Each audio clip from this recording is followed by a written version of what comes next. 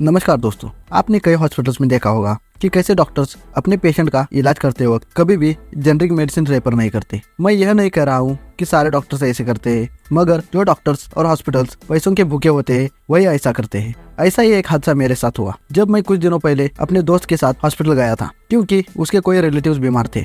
और जब उस डॉक्टर ने दवाई लिख कर दी, तब मेरे दोस्त ने उस डॉक्टर ने लिखी हुई दवाइयों में से कुछ दवाइयाँ जेनरिक ले ली। और जब हम उन दवाइयों को लेकर उस डॉक्टर को दिखाने के लिए गए, तब उस डॉक्टर ने कुछ ना बोलते हुए अचानक से उन दवाइयों को बाहर फेंक दिया और अपने असिस्टेंट को कहा कि इन्हें इसके बाद अंदर आने मत देना। हम दोनों शॉक रह गए, क्योंकि हमें यह पता नहीं चल रहा था कि ऐसा हमने क्या किया कि डॉक्टर साहब इतने नाराज हो गए।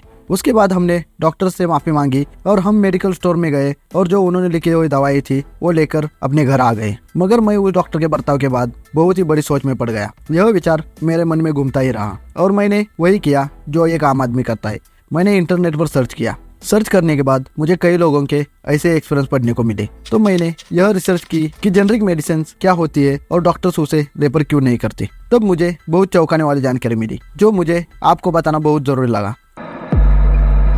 तो दोस्तों, मेरा नाम है प्रतीक और हमारे चैनल कर्स ऑफ नॉलेज में आपका फिर से स्वागत है। एक आम आदमी को मिडिल क्लास से गरीब बनाने के लिए सिर्फ और सिर्फ एक हॉस्पिटल का बिल ही काफी होता है, क्योंकि जब भी किसी मिडिल क्लास परिवार में कोई बीमार हो जाता है तो उस परिवार की सारी सेविंग्स खत्म हो जाती है। यहाँ तक कि उसके रिलेटिव्स भी उसका फोन उठाना बंद कर देते हैं कि कहीं यह हमसे पैसे ना मांग ले। और ऐसा क्यों होता है? क्योंकि हमारे देश में हेल्थ सेक्टर बहुत ही महंगा है। अब आपको भी लग रहा होगा कि जो पूरी दुनिया के लिए सबसे जरूरी सेक्टर है वही हमारे देश में महंगा क्यों है और गवर्नमेंट इसके लिए कुछ क्यों नहीं कर रही है। देखिए, हमारी गवर्नमेंट ने बहुत काम किया है, कई हॉस्पिटल बनवाए हैं, सस्ती दवाइयों की योजनाएं लाई जा रही है, मगर आम आदमी सरकारी हॉस्पिटल में जाने से अच्छा तो प्राइवेट में जाना पसंद करता है, क्योंकि सरकारी हॉस्पिटल में कोई दखल नहीं देता। और इसी चीज के ऊपर सरकार को बहुत काम करने की जरूरत है, यह मैं भी मानता हूँ। और यह प्राइवेट हॉस्पिटल तो बैठे हैं अपना प्रॉफिट बनाने के लिए। जब एक आम आदमी प्राइवेट हॉस्पिटल में जाता है तब उसे कई तरह से लूटा जाता है।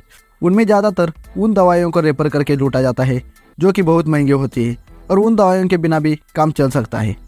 पर अगर डॉक्टर जेनरिक मेडिसिन रेफर करेगा तो उसे पैसा कैसे मिलेगा? चैप्टर 1, जेनरिक दवाइयाँ क्या होती है और यह ब्रांडेड दवाइयों से सस्ती क्यों होती है। आमतौर पर जेनरिक दवाइयाँ उन दवाइयों को कहा जाता है जिनका कोई ब्रांड नेम नहीं होता। वह अपने सॉल्ट नेम से मार्केट में पहचान जाती है। हालांकि कुछ दवाइयों के ब्रांड नेम होते हैं, मगर वह बहुत सस्ते होते हैं और यह भी जेनरिक दवाओं की श्रेणी में ही आते हैं। जेनरिक दवाओं को लेकर लोगों के मन में तमाम तरह की भ्रांतियां देखी जाती है। जेनरिक दवाइयाँ सस्ती होने के कारण उसके गुणवत्ता पर भी सवाल खड़े किए जाते हैं। अगर मैं आपसे कहूँ कि जेनरिक दवाइयाँ भी ब्रांडेड दवाइयों जितनी ही कारगर होती है, तो क्या आप विश्वास करेंगे? हाँ, मुझे पता है कि विश्वास करना थोड़ा मुश्किल है, मगर मैं आपको आगे जो बताऊंगा उससे आपको विश्वास हो जाएगा। देखिए, जब एक फार्मा कंपनी कोई भी नया और इनोवेटिव प्रोडक्ट बनाती है तो उसे पेटेंट कर लेती है। और जब एक प्रोडक्ट किसी के नाम से पेटेंट हो जाता है, उसके बाद सेम वैसा ही प्रोडक्ट कोई भी कंपनी नहीं बना सकती, मगर ऐसा एक टाइम तक ही हो सकता है और वह टाइम है 20 साल, जो पूरे होने के बाद कोई भी फार्मा कंपनी उसकी हूबहू नकल बना सकती है। इसी वजह से जब यह पेटेंट खत्म हो जाता है तो बहुत सारी कंपनियां वैसे ही दवाई बनाना शुरू कर देती है, जिसके बाद वह ब्रांडेड दवाई को कंपटीशन की वजह से अपना दाम कम करना पड़ता है, जिसके बाद वह सस्ती हो जाती है। ऐसे ही इस पर बाकी फैक्टर की वजह से भी दाम कम हो जाते हैं, जैसे कि मार्केटिंग कॉस्ट, R&D कॉस्ट, इन सब का कम होना। जैसे कि जब पेटेंट खत्म हो जाता है तब वह कंपनी उस प्रोडक्ट रिसर्च और डेवलपमेंट बंद कर देती है, क्योंकि कोई भी कंपनी पुराने वाले प्रोडक्ट के ऊपर रिसर्च और डेवलपमेंट क्यों करेगी जबकि उसे कोई भी बना सकता है। उसके बजाय नई दवाइयों के ऊपर अपना पैसा लगाएगी, जिससे वह नई दवाइयों को पेटेंट कर पाए। इस वजह से भी उसके ऊपर लगने वाली जो कॉस्ट होती है वह कम हो जाती है और वह दवाई सस्ती हो जाती है। चैप्टर 2, क्या जेनरिक दवाइयाँ भी ब्रांडेड दवाई जैसे ही असरदार होती है? देखिए, जैसे कि मैंने ऊपर आपको बताया कि जेनरिक मेडिसिन को भी ब्रांडेड दवाइयों के जैसे ही सॉल्ट और फार्मूला का उपयोग करके बनाया जाता है, तो जेनरिक दवाइयाँ भी वैसे ही काम करेगी जैसे कि एक ब्रांडेड दवाई करती है। नाम कोई भी होने से कोई फर्क नहीं पड़ता है। और हमारी इंडिया में हेल्थ सेक्टर में काम करने के लिए नियम और कानून बहुत ही सख्त है। कोई भी कंपनी को दवाई बनाने के लिए बहुत सारे लीगल परमिशन लेने पड़ते हैं और उसके बाद भी कई सारे स्टैंडर्ड से गुजरना पड़ता है। उसके बाद ही वह कंपनी कोई भी दवाई मैन्युफैक्चर कर सकती है। ऐसे कोई भी उठकर कोई दवाई नहीं बना सकता, क्योंकि यह किसी की जिंदगी का सवाल होता है। इसी वजह से आपको दवाई की क्वालिटी की चिंता करने की कोई जरूरत नहीं है। चैप्टर 3, जेनरिक दवाइयों की पहचान कैसे करें?